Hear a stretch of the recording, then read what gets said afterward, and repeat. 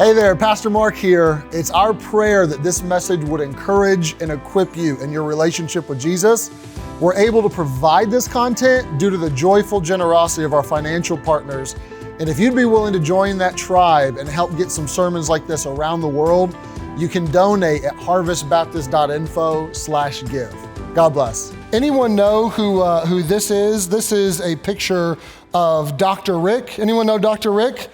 He's from the Progressive commercials where he teaches people how to not be like their parents. You know what I'm talking about? I was thinking about Dr. Rick this week because we've all probably been able to relate to those moments where your mom or your dad just oozes out of you and you didn't plan it. You weren't thinking you would want this to happen, but you say the things that they said, you do the things that they did, you start to think in the ways that they used to think. Dr. Rick's hilarious because he points these out in all the commercials. You know, someone's in the hardware store and they're talking to just a stranger in the aisle. They're like, you don't need to do that. Like, they don't work here. They don't need you. And he starts to show people how to not be like their parents. And the whole point that he tries to, I think, drive home is that when you spend so much time with your family of origin, you start to look like them, not just physically, but like in your actions. Some of you may have had your own Dr. Rick moments over the last, month or year or decade where you were giving your kids the electricity lecture. You know the one I'm talking about? The one that your parents gave you that you swore you would never give to anyone else because it's like 2 cents to turn that light bulb on for 6 hours. But there you are lecturing your children about how much it costs to run the place and how you can't turn the AC down or whatever it is.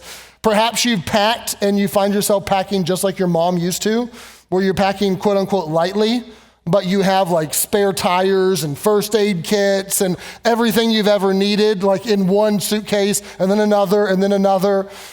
We all have these moments where we find ourselves being like our parents, and it's because we're with them, right? The thing is, who you're with shapes who you become. That's just the reality. Who you're with shapes who you become. This is true in families. This is true in friendships. This is true in your spiritual life. And this is important for us because we've had a focus as of late on the goal of discipleship. And there's really 3 goals: that you would be with Jesus so that you can be like Jesus, so that you can go make disciples of Jesus. These are the 3 goals of discipleship: to be with him, to spend time with him, then to be like him. Not just time with him, but imitation. Not just spiritual fandom, where you take a Jesus fish and put it on your bumper sticker and you say that you believe in Jesus and you get some witness wear, Jesus saves yens, and then you call it a day. No, to actually start to be shaped and to look like him in so many ways. And then when that happens, to go and to actually start to pass on the baton of faith to other people and to love them and train them and help them and coach them and teach them. This is the goal of discipleship. It always was and it always will be. Everything that we do in our worship and in our church attendance and in our Bible reading and in our praying and in our fasting and all the things, it's all meant to point us in this direction. Last week, we talked about being with Jesus and how that's the heart of discipleship. Today, we're going to talk about being like Jesus and how that's the shape of discipleship. And I have 3 very basic questions, but yet profound questions. Should we, as modern day Christians, be like Jesus? If so, how should we be like Jesus? And then how can we be like Jesus? Should we, how should we, how can we? Those are the 3 questions. Let's start with should we. I don't want to take this for granted, but I won't spend long here because most of you would assume yes, but let's at least ask the Bible the question, should we be like Jesus? Yes. The answer is yes, unequivocal yes, but here's what Jesus says explicitly in Luke chapter number 6. He speaks a parable and he says, can the blind lead the blind? Specifically talking about the Pharisees and those who had this sort of false teaching and they just didn't really understand the heart of the scriptures. He says, shall they not both fall into the ditch? You go follow them all you want, you're going to end up in a ditch. That's going to end in disaster. It won't go well. But here's what you should be doing. The disciple is not above his master, but everyone that is perfect, or we would say mature, or perhaps fully trained, they shall be as his master. The mature disciple won't be above their master, but will actually be like their master. That is a mature disciple. That's what we're after. We want to mature in those ways. This was true of Peter, James, and John, that they needed to be like Jesus. This is true of us as 21st century American Christians, that we too should be like Jesus. And you may say, well, I don't know about that. That's first century Judaism. That's a rabbi who's physically present and they're traveling with him and they're eating with him. Maybe it's a little bit different for us and that was just for the 12 disciples. Not the case. I would draw your attention to Romans chapter number 8, where we're told that God in his foreknowledge, those who he foreknows, he did predestinate to become conformed to the image of his Son, that he might be the firstborn among many brethren. Lots of people read these verses and they just get completely sidetracked by foreknowledge and predestination and conversation along those lines, and you miss the basic point of what it's trying to say. Every single Christian, God predetermined that they would look like Jesus. That every Christian one day will be, and until then should be in the process of becoming conformed to the image of Jesus. You should be like him. And he goes on to say that he is the firstborn among many brethren. Or you could say it this way: Jesus is the older brother of all the Christians, and as the younger brothers and sisters, we look like him. There should be a family resemblance. In the same way that the picture of you and your sibling, someone may say, I can see your dad in you, or I can see that your family. That may not be the case for you, but for many of us, it is. There's a family resemblance there. Jesus is our older brother in this way. He's the firstborn, and we're supposed to look like him, conformed into his image, actually looking like him. So should we look like Jesus? Should we be like him? Absolutely we should, unequivocally. How should we be like Jesus? Well, there's a few different maybe aspects to this. One of the aspects is just in our actions and our behaviors. That we would look at what Jesus did and say, is that for me? You do have to ask yourself the question, is that for me? Because there are some things that Jesus did that are not for you. They were God jobs. If you say, I want to be exactly like Jesus, well, go be born of a virgin then. You say, I can't. I know you can't. That was his prerogative and his job. That's not for you. Are you going to live a sinless life? Are you going to die vicariously for sins? Are you going to raise from the dead? You will one day, but you won't be the firstborn from the dead. That was Jesus.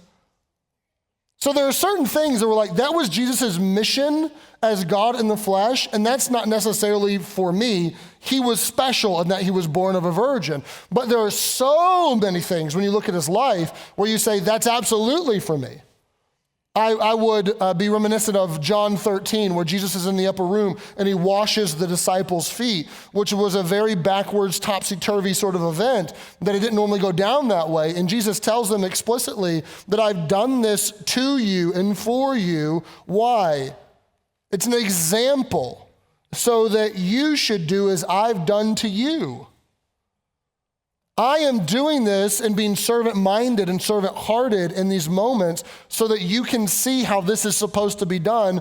Go model this behavior. I'm the prototype. I'm the example. Now I want you to put this on repeat. What is he saying? He's saying, disciple, be like me in this way.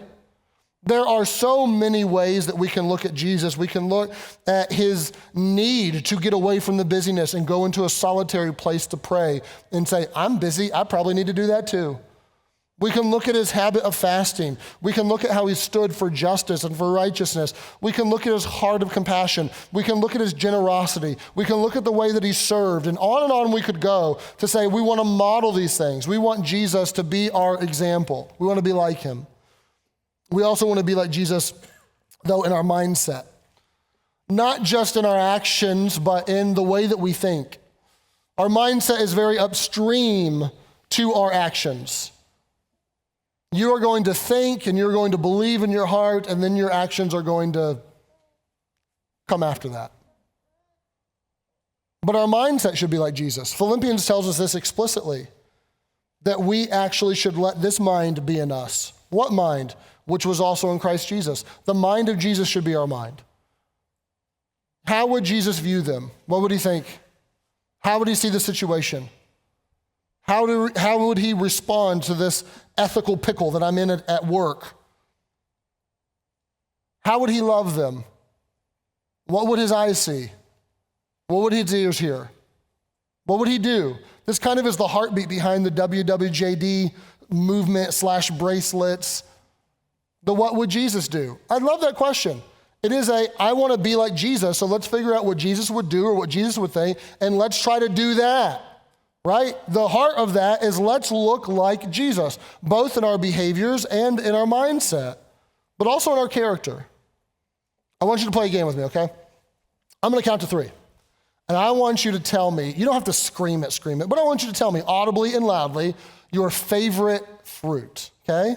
You're gonna get your favorite fruit. You're like, I have 8 of them. Pick one, okay? Pick one. I want you to tell me your favorite fruit on the count of 3. 1, 2, 3. Oh, I definitely heard strawberries. You were strawberries? I don't know what else I heard. I heard a lot of fruit. Anyone got passion fruit? Anyone have favorite passion fruit or like a dragon fruit? Or you got one of those weird, like off-the-wall fruits? There's a fruit in Vanuatu. We were there on a mission trip. It's called jackfruit. It is the color and the flavor of juicy fruit gum. Juicy fruit gum got its color and flavor from jackfruit, and it's real chewy, like gum. It's amazing to eat. I'd never eaten anything like it in my life. Fruit's fantastic. My favorite fruit is actually a combination of strawberry and grape. You get a red grape and a piece of strawberry, and you put that sweet and sour together, and it's a party in your mouth. I'm telling you, it's fantastic. What's God's favorite fruit? Yeah, that's a weird question. Not really. You know what his favorite fruit is? That's not what you're thinking. It's actually mentioned for us in Galatians 5. Love and joy. These are the fruits of the Spirit. Peace, long-suffering, temperance, meekness. That's the fruit that God's after. That's the character that God's after. Producing in us a real long-lasting joy, a real love, a real peace that passes understanding. I would encourage you sometime this week to take the list of the fruits of the Spirit in Galatians chapter number 5 and to plot them like a trajectory. Almost like you would look at your stocks over the last 6 months or the last year or the last 5 years, and you're looking for that trend line. I'm not looking day to day because they go up and down, but I'm looking, is that trend line this way or is that trend line this way? If I zoom out a little further, where's my trend line? Where am I headed? Am I 10% growth? Am I 15% growth? What's this look like? Take each of these almost as your own personal stock, love and joy and peace, and zoom out 6 months or zoom out 2 years and plot the trend line. Where's it headed? Up? Love and joy and long suffering and my patience that's growing? Down? Plateaued completely? Where are those headed? You'll probably have a little bit of a mixed bag.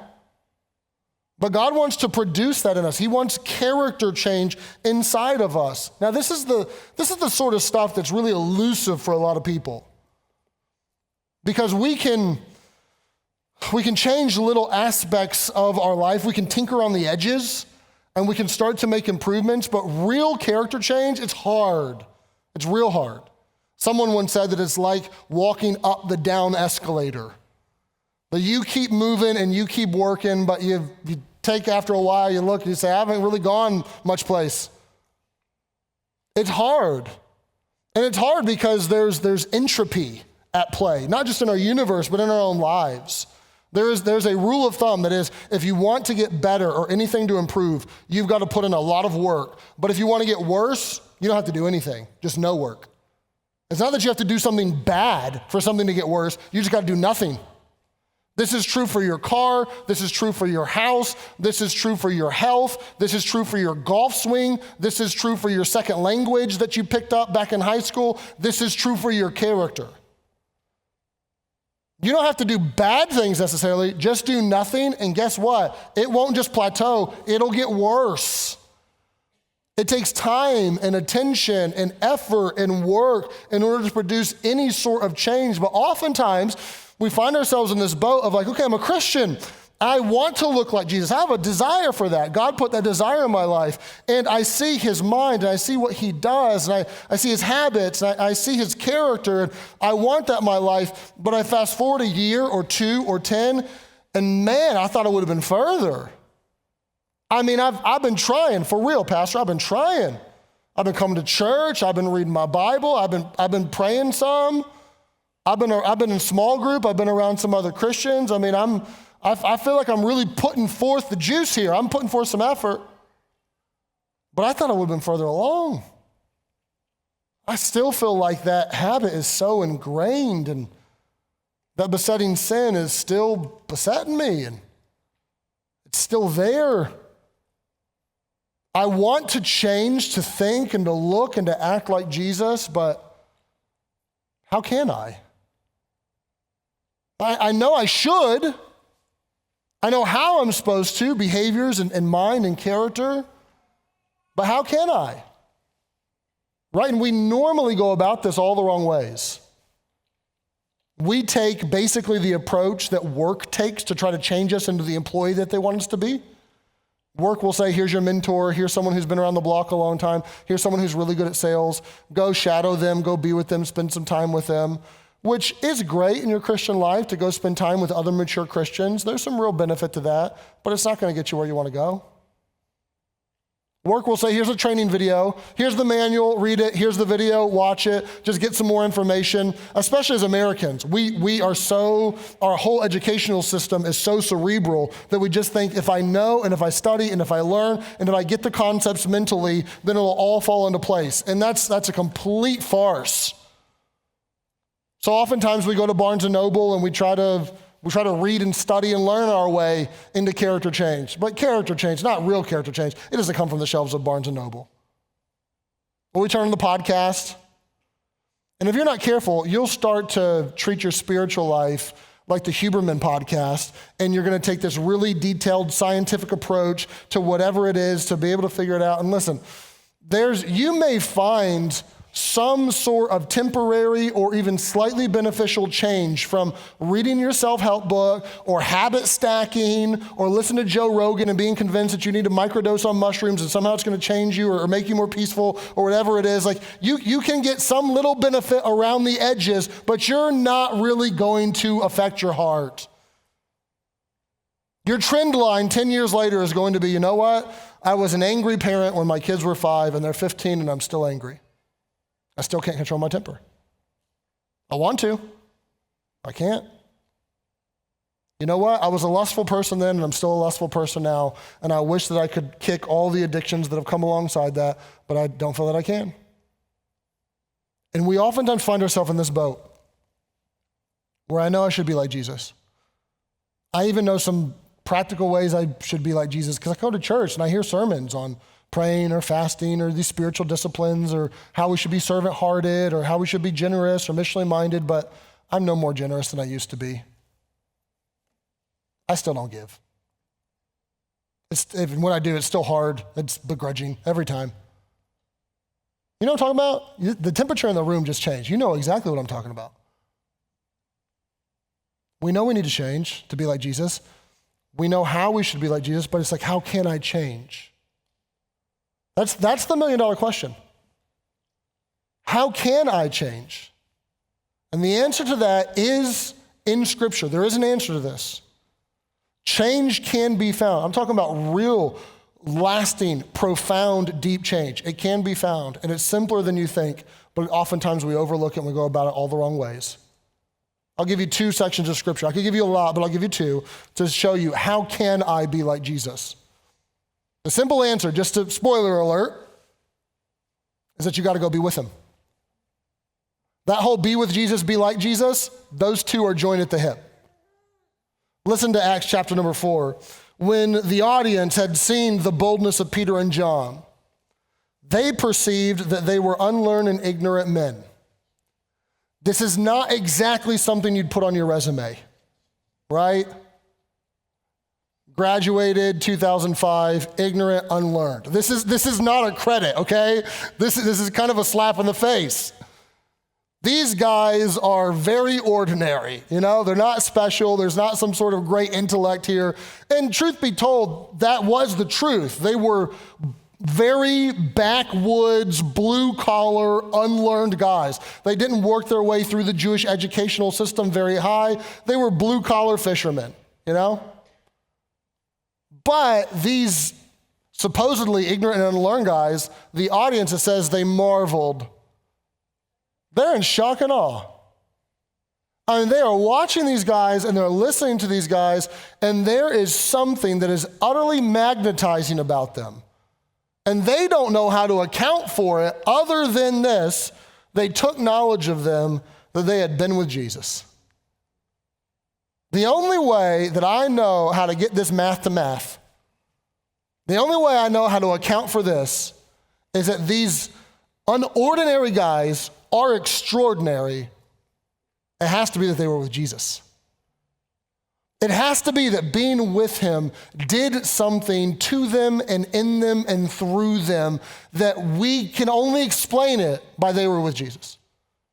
Now that should not be a surprise to us that someone would get this sense because Jesus said this explicitly. We go back to John chapter number 15. We were there last week, and I want to read a few verses in John 15 to put a bow on this idea and this concept. John 15, verse number 1, Jesus gives us a metaphor. Beautiful metaphor, a gardening metaphor.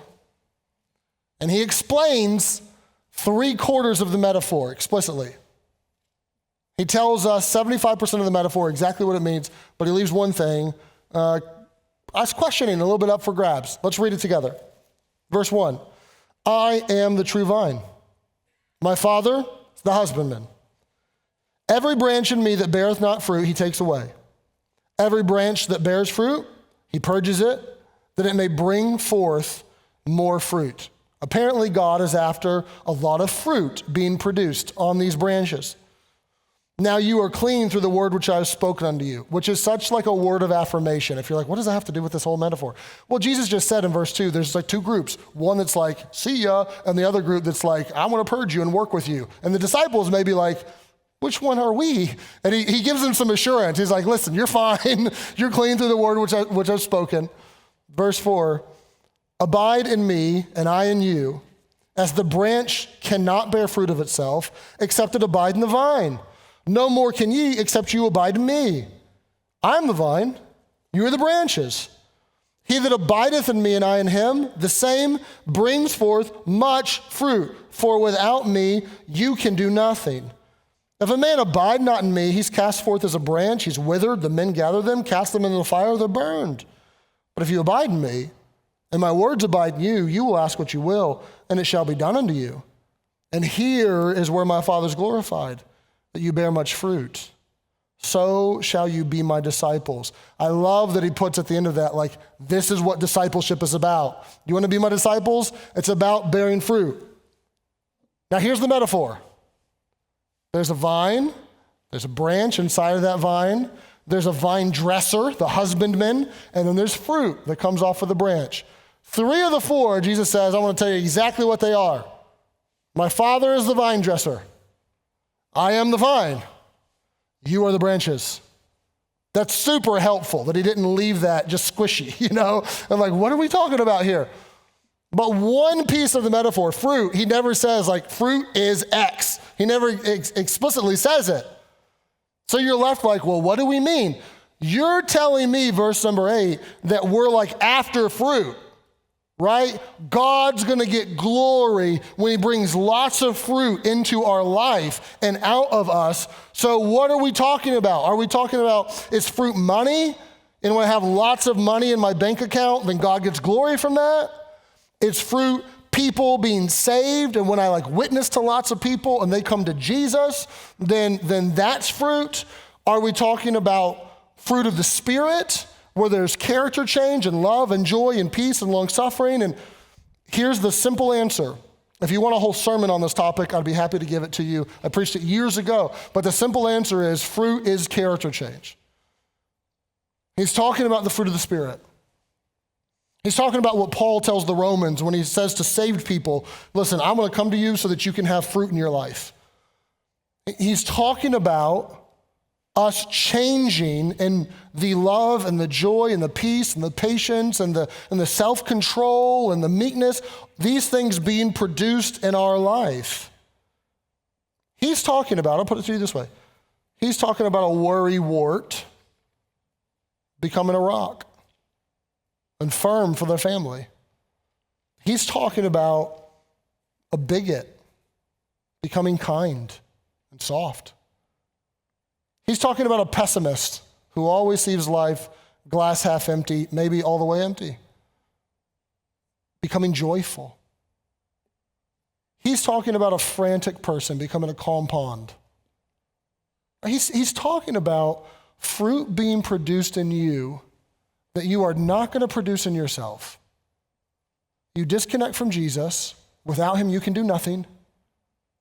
This sort of fruit of the Spirit is not going to be produced without him. He's talking about patience. The fly off the handle parent becoming patient and gentle with their kids. The lustful person who's eaten up by it, becoming bridled and self-controlled. But he's talking about what we're after. He's talking about what we crave, what we work towards, what we even beat ourselves up over because we didn't get it done enough last week or last month or whenever it was. He's talking about the things that we promised ourselves we would change, and man, they still haven't changed. We promised our spouse they would change. We promised our kids they would change. I won't do that again. I won't act like that, but here we are. We're doing it again. He's talking about fruit. Us being changed into the image of Jesus and our character from the inside out becoming something that is sweet and glorious and beautiful. And how does he say you get that change? It's no different than Acts 4. He says, you abide in me. You stay with me. When you are with Jesus, you will become like Jesus in the same way that because you were with your parents, all of a sudden, here you are, Dr. Rick's giving you coaching lessons because you're like your parents, whether you wanted to be or not.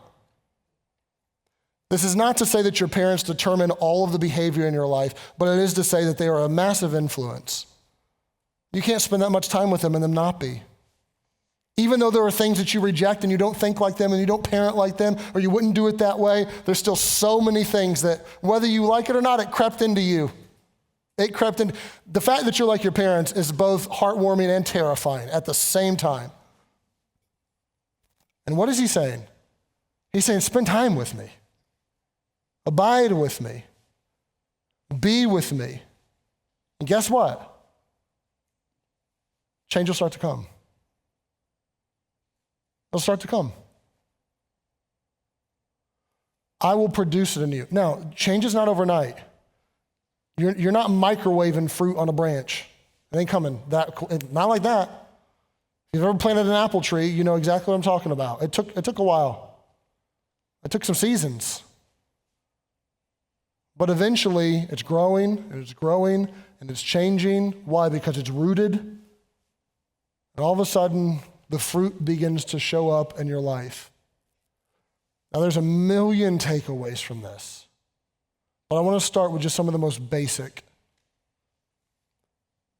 You're going to have to abide with Jesus. You have to be with him. That's the heart. That's the goal. It's the number one goal. Why? So that you can be like him. You can't skip over being with Jesus and become like Jesus. You can tinker on the edges of your life, but you're not going to do it. It is impossible. You can come to all the church you want, be in every single small group we have all through the week. Go to 28 of them. You can serve, you can get baptized, you can do some Bible study, you can know your doctrines inside and out, you can go to seminary, you can do a lot of things, but if you're not with Jesus, you're not going to become like Jesus. It's not going to happen. It's not going to happen. You say, who are you to say? It's not me. He said it. You got to abide with him because without him, you're not going to do it. Change ain't coming that way. But if you're with him, You don't even have to produce it yourself. You don't have to twist your own arm behind your own back. If you just focus on being with him, he will start to produce it in you. I know that this is so counterintuitive because everything else in your life that you wanted to change for the better, you had to work so hard at. You had to get the budget lined out, and you had to control your spending. You had to eat ramen for the whole year, and you had to get out of debt, or you had to take your exercise program, and you had to push, and you had to work, and you had to work. So it's so counterintuitive for us to think about growth in like this organic way where I connect with Jesus, and then he'll just like start to change me. But that is how it goes. You walk in the Spirit, and then you won't fulfill the lust of the flesh. It's not backwards. It's not, don't fulfill the lust of the flesh and clean your life up, and then you can go walk in the Spirit. No. You spend time with Jesus, and he'll do it. He'll begin to change your mind. He'll begin to change your desires. He'll change your heart. He will work in you, but you've got to spend time with him. You have to know that he's the vine, and you're not. This is like so countercultural and so anti-American. I'm going to say this lovingly and graciously, but very clearly. You are not sufficient to bring about the character change in your own life so that you can look like Jesus. You're not the vine. You're not going to do it on your own. I don't care how disciplined you are. I don't care how many habits you stack. I don't care how many books you read. You're not doing it on your own. You're not the vine. For you or for them.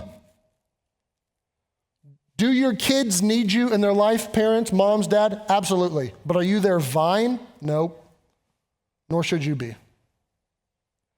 Does your spouse need you, man, to love her and to put her first and to care for her and to serve her? Absolutely. But you're not her vine. You're not. Nor are you his vine. You can't outsource the vine to somebody else. It won't work. You can't do it yourself, nor can they. And it's unfair to them. If you start to put that sort of responsibility on them or on your own shoulders, that it's up to you to produce all the happiness and all the joy and all the peace in their life, you can't do it if you tried. It's a fool's errand. You're going to be deeply disappointed one day when they disappoint you or you disappoint them because you've tried too hard to be their vine. Jesus is the vine. And understand this and understand it well. When you are connected into him, real change can come. I'd put it this way. You can be made glorious for his glory. That's what he says in verse number 8, isn't it? He says that you're going to bear a whole lot of fruit, and herein is my Father glorified. You want to bring glory to God? Listen, you can be made glorious for his glory. This is an important note because this actually is sort of in line with American ideology that like you can become like you have this full potential that's realized or can be realized. There's so many books on potential because we don't have a lot of actual and we feel that way, but we also feel like there is potential. Like I know that I could be kinder. I know that I could be more disciplined. I know that I could be whatever it may be. And we have this feeling that we could, and you're right, you can. I'm here to tell you, you can. Like be made glorious for his glory, but I'm also here to tell you that you're not going to do it yourself. This would be a great prayer to pray. Some of you would think at first glance that it maybe sounds too selfish, but it's not at all. To pray, God, make me glorious for your glory. Not for me, not so that I can get attaboys or pats on the back, but I want you to make me glorious for your glory. I want you to produce more fruit in my life. I want you to change me in a deeper way, in a fuller way. He actually talks about prayer, if you pay attention to the text in verses 6 and 7, that you're going to ask what you will and it shall be done, which isn't a blanket. It's in the context of wanting fruit and change in your life. It's this idea of like, God, would you change me to not be lustful? God, would you change me to be patient? God, would you change me so that I'm not so addicted to that? It's this idea of like, go to him, ask for it, want it, say, God, make me glorious for your glory. Crave it, desire it, push into it, but go about it the right way. You got to be with Jesus. That's how you go about it. So do not make the mistake of thinking that you can't change. This isn't going to be all of you, but there's going to be about 25% of you that you've convinced yourself that ain't changing. You know what? My granddaddy got divorced and my daddy got divorced and I'm going to get divorced. It's only a matter of time. I can't make relationships work. It's a family trait. We can't do it. You know what? I'm Irish. We're always mad. It's in my gene pool. You know what? I'm whatever. My dad was an alcoholic. I'm going to be an alcoholic. I can't shake it. Some of you have convinced yourself that you're on the whole or specific compartments of your life that is too ingrained or the stain is too deep and you can't change. You are a tiger and you're not changing your stripes, and you can't. I'm here to tell you, you're wrong. You're dead wrong. You're right in that you're not going to change it yourself. You're wrong in that you can't be changed. I don't know what you're reading if you think you can't change. Read John 15. He can make you glorious for his glory. Some of you, and I love you enough to tell you this, you're not going to want to hear it, but I'm going to say it anyway. You've convinced yourself that they can't change. You have written them off. And I understand they hurt you. I understand it's going to be hard, maybe never would you have full trust with them. I understand that there's wounds, whatever it may be, but you've convinced yourself that that tiger's not changing its stripes. And they can't, and you know who they are. You know how they think. You know everything about them, and there's going to be no change in them. They can't change. They're a rotten apple, and they're always going to be a rotten apple. Listen, that's just as wrong as you thinking you can't change. If you can change, so can they. I'm not saying they're gonna. I'm saying they can, though. There's so much hope and there's so much optimism in this text, but there's so much realism, and that if you want real fruit in your life and you want, like even the fruit of the Spirit, it's interesting when you study the fruit of the Spirit that the theological word is concatenated, but it basically means a cluster. It means the Spirit is supposed to bring those fruits into your life, not like one by one randomly and like, oh, I'm terribly impatient, but I'm super joyful today. He actually brings them together as a cluster into your life, and you don't just kind of pick and choose, that he starts to bring like lots of fruit all at once and begins to change you, and all of a sudden there's this caterpillar becoming a butterfly metamorphosis that happens in your life. God does it from the inside out. Pursue that. What are you pursuing? Really, you're pursuing to look like Jesus. You're wanting his character, you're wanting his mind, you're wanting his behaviors, you're wanting to be more and more like him, but you have to be with him. You have to be. I'll give you an illustration for this that's not from me, it's from G. Campbell Morgan, one of my favorites. He was a congregational minister, went to this graveyard and he saw this 600-year-old tomb. And there was a tombstone, but it wasn't upright. It was laying down. And sometimes you go to a graveyard and you see that, where they're flat on the ground. It was big, it was marble, it was thick. But it was completely crumbling to pieces because up out of the middle of this tombstone, there was an oak tree growing. It wasn't huge, but it was big enough to where the slab of marble was cracked and falling off to the side. And at some point in time, there had been an acorn that had fallen underneath or through a crack of this.